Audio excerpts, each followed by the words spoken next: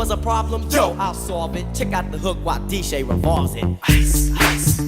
Welcome to Watch Mojo. And today we're counting down our picks for the top 10 instances where artists who are known for primarily one song were perhaps arguably caught red-handed with somebody else's material. Don't get caught alone, oh no.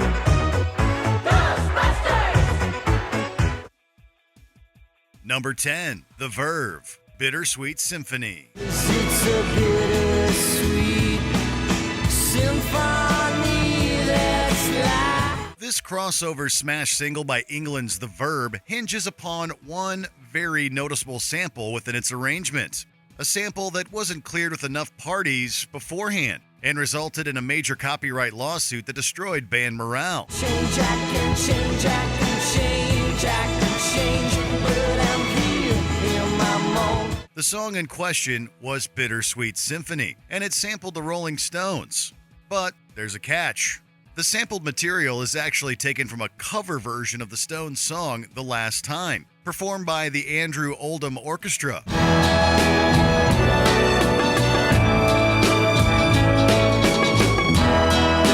This otherwise arcane point of reference is probably lost on listeners and fans of The Verb, but it most certainly was not lost on former Stones manager Alan Klein, who was successful in his litigation. But I'm here in my moment. I am here in my moment. Number 9, Two Live Crew, Pretty Woman.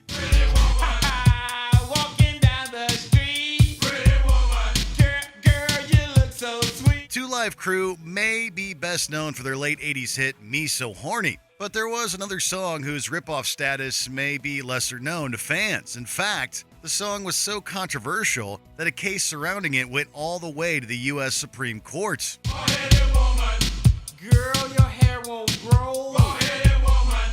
The case, Campbell versus Acuff Rose Music Incorporated, references the Two Live Crew track Pretty Woman, which was a parodic ripoff / retelling of the Roy Orbison classic Oh Pretty Woman. Pretty woman, walking down the street, pretty woman, the kind I like to meet. Two Live Crew were turned down by Acuff Rose Music during their initial clearing phase for permission, but recorded and released the song anyway. The resulting legal victory for Two Live Crew helped further cement parody as a viable form of artistic expression. Oh, pretty woman. Number 8, De La Soul, transmitting live from Mars. Écoutez, à midi. Quelle heure est-il? Il est midi. The legitimacy of sampling within hip-hop music endured an uphill battle as the genre gained popularity in the 80s and 90s. As a result, not every artist appreciated having their music used without their authorization and attempted to sue for royalties or songwriting credits. Quelle heure est-il? Quelle heure? Quelle heure? De La Soul sampled You Showed Me by the Turtles for their song Transmitting Live from Mars. You showed me how to do exactly what you do. The classic rock group sued for damages, and the case was settled out of court. The question remains, however, should De La Soul be labeled as ripoffs for stealing the Turtles' music without permission, or does the reuse of that music then constitute a new form of art unto itself? It's a valid discussion that rages to this day. Qu'est-ce qu'il y a à manger? Qu'est-ce qu'il y a? Number 7, Men at Work, Down Under. Traveling in a freighter combi. The moral behind the construction of this next song may be, watch from where you steal musical inspiration. It may come back to bite you in the butt. Come from a land down under. Read us slow and mention her. Greg Ham and his bandmates from Men at Work found this out the hard way when it came to light that Ham nicked a bit of the Australian children's tune Kookaburra for the group's smash Down Under. Kookaburra sits in the old gum tree. It took until the year 2007 for the similarities between the two songs to come to light, but that didn't mean that the publishers of Kookaburra weren't out for blood. They successfully sued for back royalties to the tune of 5%, dating back to 2002. Better run, better take cover. Number 6, Gnarls Barkley, Crazy. I remember when I lost my mind. Some of the best sample sources can be taken from obscure places. Well, at least obscure to the average listener. Die-hard fans of Italy's spaghetti western genre likely knew immediately that Gnarls Barkley ripped off a catchy little melody from a film soundtrack. And I hope that you are having the time of your life. The movie in question was Viva Django, aka Django, Prepare a Coffin.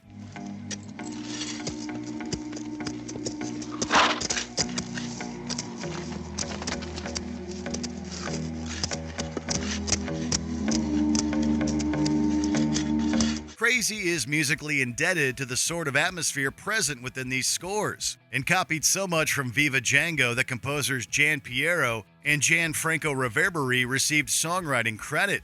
It's the sort of earworm that you won't be able to ignore once you hear it, and we hope that, somewhere, a Gnarls Barkley fan was inspired to check out some of these badass old westerns. Maybe we're crazy. Probably.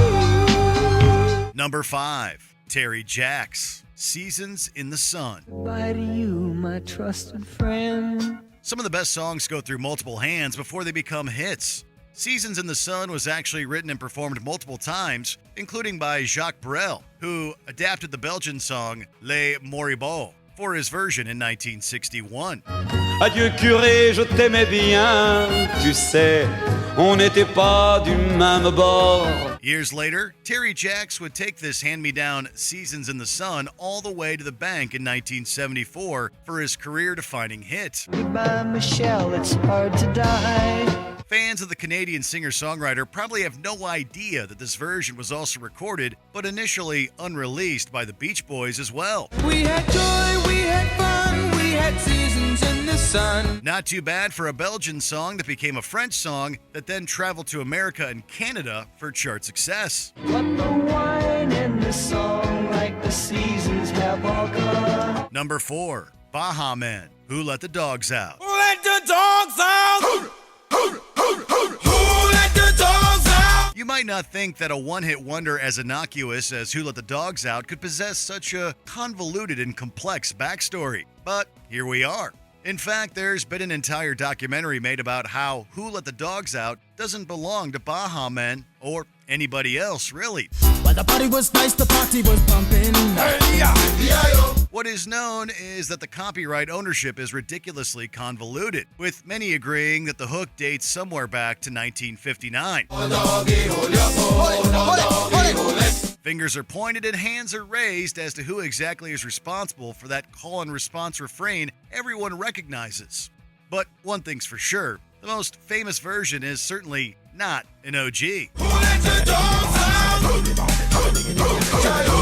the dogs out? Number 3, Ray Parker Jr., Ghostbusters. Something strange in your neighborhood. Who you gonna call? Let's get one thing out of the way. Ray Parker Jr. has most definitely achieved chart success away from his smash title theme to Ghostbusters. However, his public profile is almost indelibly connected to this tune, with many laypersons on the street probably struggling to name one of these aforementioned hits. Seeing things running through your head. Who can you call? One person who just might have a beef with Parker Jr., however, is Huey Lewis, who was initially contacted to write a theme back in 1984.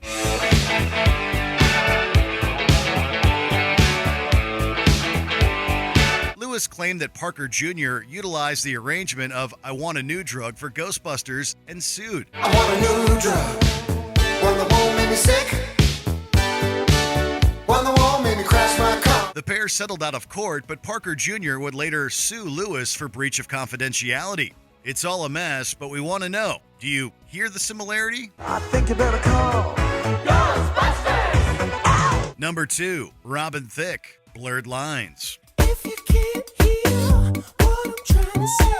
You may know about the lyrical controversy behind Robin Thicke's Blurred Lines, but did you also know that there were some alleged musical shenanigans going on behind the scenes as well? Can't let it get past me. I'm far from plastic. It all depends on how you look at it, because Thicke knowingly admitted to being inspired by Marvin Gaye's Gotta Give It Up when writing Blurred Lines.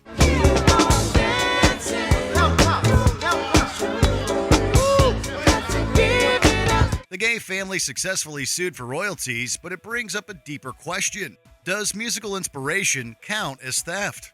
Every artist is influenced by someone, yet it's up to the songwriters in question to differentiate themselves enough to justify the new material's existence. Or maybe the courts just got the decision wrong with this one. You decide.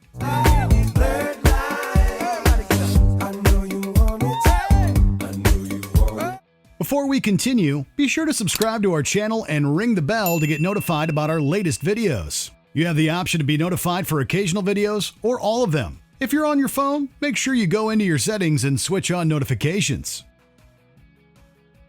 Number 1. Vanilla Ice. Ice Ice Baby. Ice, ice, baby. It's true, a lot of people might know the story behind Vanilla Ice's Ice Ice Baby, but you could be hearing it for the first time if you're not a 90s baby. And I'll glow to the extreme. I rock a mic like a vandal, light up a stage and wax a chump like a candle. Dance! It's pretty much become common knowledge by now that Ice heavily adapted Queen and David Bowie's Under Pressure for this hip-hop hit. Pressure, pushing down on me, pressing down on you. Specifically, it's John Deacon's iconic bass line from this aforementioned Queen song that gets manipulated for Ice's big moment in the sun, albeit given an extra ting here and there.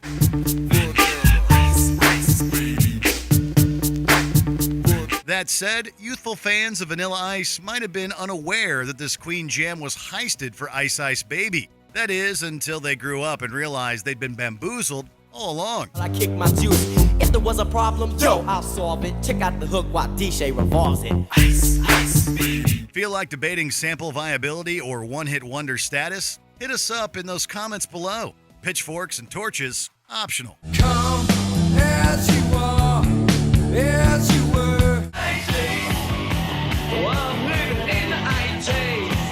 Did you enjoy this video? Check out these other clips from WatchMojo, and be sure to subscribe and ring the bell to be notified about our latest videos.